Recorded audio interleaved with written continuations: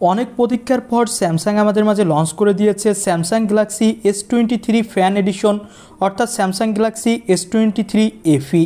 তো আজকের ভিডিওতে আমরা এই ফোনটার ফুল ডিটেলস নিয়ে কথা বলবো।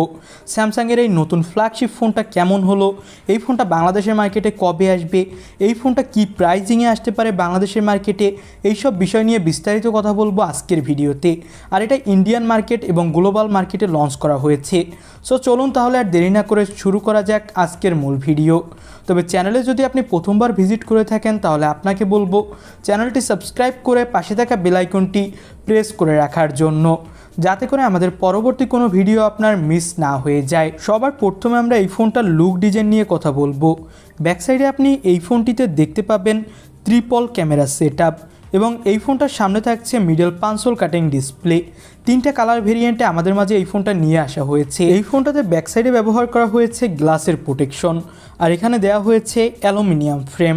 আর ফোনটা হলো IP68 ডাস্ট এবং ওয়াটার রেসিস্ট্যান্ট। এই ফোনটা 1.5 মিটার পানির নিচে 30 মিনিট পর্যন্ত একদম ঠিকঠাকই থাকবে।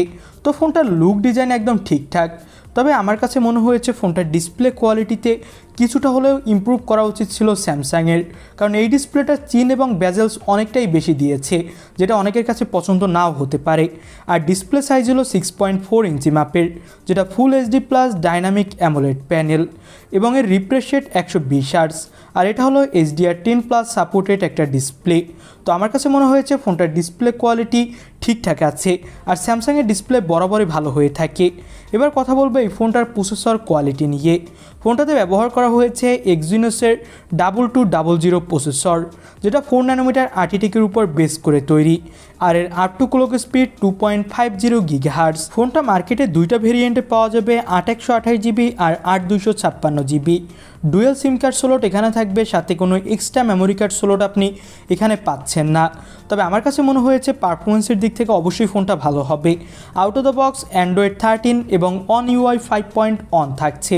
তো এখানে আপনি সব ধরনের গেমিংয়ের পাশাপাশি সব ধরনের যত হাই সেটিংসের অ্যাপ আছে বা হায়ার অ্যাপগুলো আছে সবই এখানে অনেক ভালোভাবে ইউজ করতে পারবেন। আর এই ফোনটাতে আপনি ইন ডিসপ্লে ফিঙ্গারপ্রিন্ট সেন্সর পাবেন। 4500 mAh ব্যাটারি থাকছে, আর 25 ওয়াটের ফাস্ট চার্জার এখানে আপনি পাচ্ছেন। সাধারণত সব ফ্ল্যাগশিপ ফোনে এরকমই ফাস্ট চার্জার দেওয়া হয়। ফোনটাতে ব্যাক সাইডে থাকছে 50 মেগাপিক্সেলের মেইন প্রাইমারি ক্যামেরা, থাকছে 8 মেগাপিক্সেলের টেলিফোটো লেন্স এবং থাকছে 12 মেগাপিক্সেলের আল্ট্রা ওয়াইড ক্যামেরা। আর এখানে 3x অপটিক্যাল জুমের সাপোর্ট পাবেন। থাকছে OIS, যাতে করে আপনি নড়াচড়া করা অবস্থায় ভালো স্ট্যাবলিশ ভিডিও রেকর্ড করতে পারবেন। 8Kতে ভিডিও রেকর্ড করার সাপোর্ট এখানে পেয়ে যাচ্ছেন। ফোনটার সামনে আপনি 10 মেগাপিক্সেলের সেলফি ক্যামেরা পেয়ে যাবেন এবং এখানেও ভিডিও রেকর্ড করার সাপোর্ট থাকছে। তবে এই ফোনটাতে কিন্তু আপনি 3.5 মিলিমিটারের কোনো অডিও জ্যাক পাবেন না। আর সব কিছুই আমার কাছে মনে হয়েছে ঠিকঠাক। এবার আমরা কথা বলবো ফোনটার প্রাইজিংটা নিয়ে। এই ফোনটার প্রাইস কত কি? এই ফোনটার প্রাইস ইন্ডিয়ান রুপিতে রাখা হয়েছে অফারে 47,099 রুপি।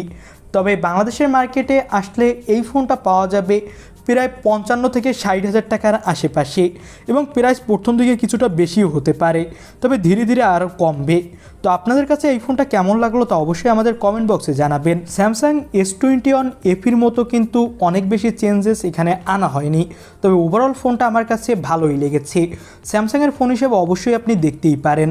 তো এই ছিল আজকের ভিডিও, আর ভিডিও ভালো লাগলে অবশ্যই একটি লাইক করে দিবেন, আর চ্যানেলে নতুন হলে সাবস্ক্রাইব করে পাশে থাকা বেল আইকনটি প্রেস করে রাখবেন।